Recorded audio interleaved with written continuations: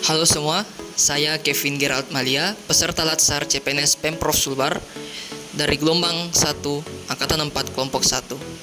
Kali ini saya akan menjelaskan infografis saya mengenai akuntabilitas dalam core values ASN berakhlak. Akuntabilitas sendiri memiliki arti kewajiban untuk bertanggung jawab kepada seseorang atau organisasi yang memberi amanat.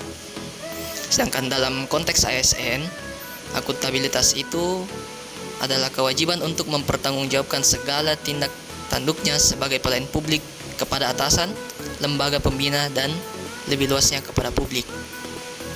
Perilaku akuntabel dalam core values ASN berakhlak yang pertama itu bisa ditunjukkan dengan kemampuan melaksanakan tugas dengan jujur, bertanggung jawab, cermat, disiplin, dan berintegritas tinggi. Berikutnya ada juga yang bisa dicontohkan melalui kemampuan menggunakan kekayaan dan barang milik negara secara bertanggung jawab, efektif, dan efisien. Kemudian ada juga bisa dicontohkan dalam kemampuan kita dalam menggunakan kewenangan jabatan dengan berintegritas tinggi. Kemudian ada juga aspek-aspek dalam akuntabilitas. Yang pertama itu, akuntabilitas adalah sebuah hubungan. Nah, hubungan yang dimaksud adalah hubungan dua pihak antara individu atau kelompok atau institusi dengan negara dan masyarakat. Kemudian ada juga akuntabilitas yang berorientasi pada hasil. Hasil yang diharapkan dari akuntabilitas ini adalah perilaku aparat pemerintah yang bertanggung jawab, adil, dan inovatif.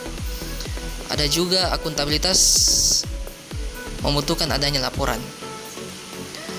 Nah, di sini laporan yang dimaksud itu laporan kinerja. Yang dimaksud dengan laporan kinerja adalah perwujudan dari akuntabilitas.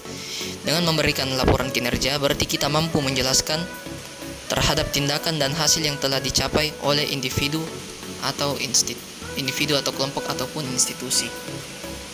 Kemudian ada juga akuntabilitas itu memerlukan konsekuensi. Artinya itu akuntabilitas menunjukkan tanggung jawab dan tanggung jawab menghasilkan konsekuensi. Konsekuensi tersebut dapat berupa penghargaan juga sanksi. Kemudian akuntabilitas memperbaiki kinerja. Nah, tujuan utama dari akuntabilitas sendiri adalah untuk memperbaiki kinerja ASN dalam memberi pelayanan kepada masyarakat. Itulah mengapa akuntabilitas memperbaiki kinerja. Kemudian ada juga fungsi dari akuntabilitas. Yang pertama itu fungsinya untuk menyediakan kontrol demokratis atau peran demokrasi. Fungsi yang kedua yaitu untuk mencegah korupsi dan penyalahgunaan kekuasaan.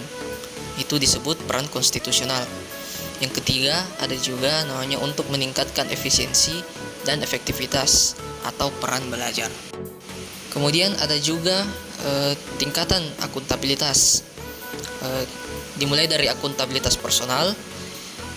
Akuntabilitas ini mengacu pada nilai-nilai yang ada pada diri seseorang seperti kejujuran, integritas, moral, dan etika. Kemudian yang kedua ada akuntabilitas individu. Akuntabilitas ini mengacu pada hubungan antara individu dan lingkungan kerjanya. Contohnya antara PNS dengan instansinya sebagai pemberi kewenangan. Kemudian ada juga akuntabilitas kelompok. Kinerja sebuah institusi itu biasanya dilakukan atas kerjasama kelompok. Dalam hal ini tidak ada istilah saya, tetapi yang penting adalah kami. Kemudian ada akuntabilitas organisasi. Akuntabilitas ini mengacu pada hasil pelaporan kinerja yang telah dicapai, baik pelaporan yang dilakukan oleh individu terhadap organisasi atau institusi, maupun kinerja organisasi kepada stakeholders lainnya. Kemudian yang terakhir ada akuntabilitas stakeholder. Nah, di sini stakeholder yang dimaksud adalah masyarakat umum, pengguna layanan, dan pembayar pajak yang memberi masukan, saran, dan kritik terhadap kinerjanya. Jadi, akuntabilitas stakeholder itu adalah tanggung jawab organisasi pemerintah untuk mewujudkan pelayanan dan kinerja yang adil, responsif, dan bermartabat. Nah, dari infografis ini bisa kita lihat ada 5 langkah yang bisa kita lakukan sebagai PNS untuk membuat framework akuntabilitas di lingkungan kerja kita. Nah, yang tahap pertama itu tentukan tujuan dan tanggung jawab.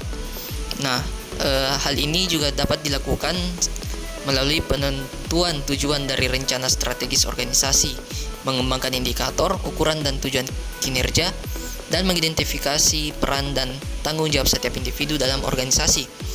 Kemudian tahap kedua Rencanakan apa yang dilakukan untuk mencapai tujuan. Nah, cara ini dapat dilakukan melalui identifikasi program atau kebijakan yang perlu dilakukan, siapa yang bertanggung jawab, kapan akan dilaksanakannya, dan biaya yang dibutuhkan. Kemudian tahap berikutnya ada lakukan implementasi monitoring kemajuan. Nah, hal tersebut penting dilakukan agar kita bisa mengetahui hambatan dari implementasi kebijakan atau program yang telah dilakukan. Kemudian ada tahap berikan laporan secara lengkap. Nah, hal ini perlu dilakukan sebagai wujud untuk menjalankan akuntabilitas dalam menyediakan dokumentasi dengan komunikasi yang benar serta mudah dipahami. Kemudian yang terakhir, berikan masukan evaluasi perbaikan. Nah, tahap ini untuk memperbaiki kinerja yang telah kita lakukan dari kegiatan-kegiatan bersifat korektif. Ya, sekian penjelasan mengenai infografis saya. Sekian dan terima kasih.